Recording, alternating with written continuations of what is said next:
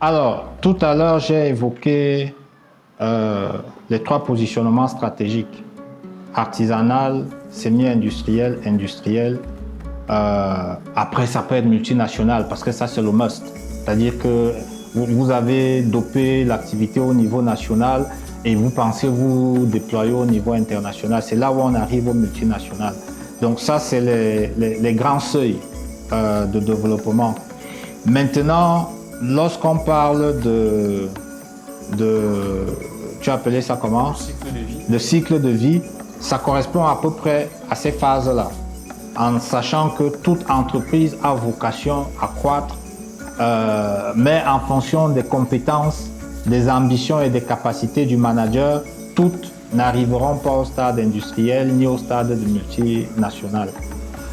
Le critère se mesure à travers l'activité elle-même. Je vous ai dit tout à l'heure que celui qui démarre à l'échelle artisanale, son premier objectif, c'est de s'assurer que le marché est favorable à ses produits, le marché répond favorablement à ses produits. Ça veut dire qu'on achète et on en redemande.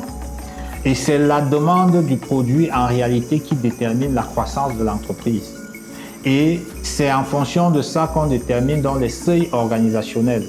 Les seuils organisationnels, c'est le niveau d'activité dans sa croissance qui vous oblige à vous réorganiser.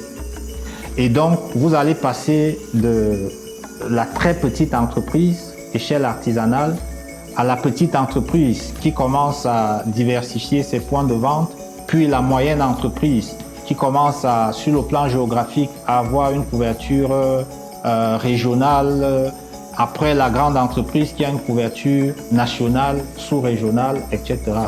Et tout ça est déterminé par la demande de vos produits sur le marché. Et c'est ça donc qu'on appelle les seuils de croissance. Et normalement, comme je disais tout à l'heure, ça doit vous être inspiré par le marché, par la demande du marché. Mais vous allez avoir des gens hyper ambitieux qui, lorsqu'ils créent leur entreprise, veulent tout de suite commencer par une entreprise industrielle, alors que le produit est nouveau et qu'on ne sait pas encore comment le marché réagit à ce produit-là. Et donc, ils vont réaliser un investissement pour une capacité de couverture nationale, alors que au démarrage, les produits ne peuvent même pas couvrir la demande du marché. Ne correspond même pas à une ville du pays. Donc c'est tout ça qu'il faut prendre en compte dans les critères d'évaluation de la croissance de l'entreprise. C'est principalement la demande du marché.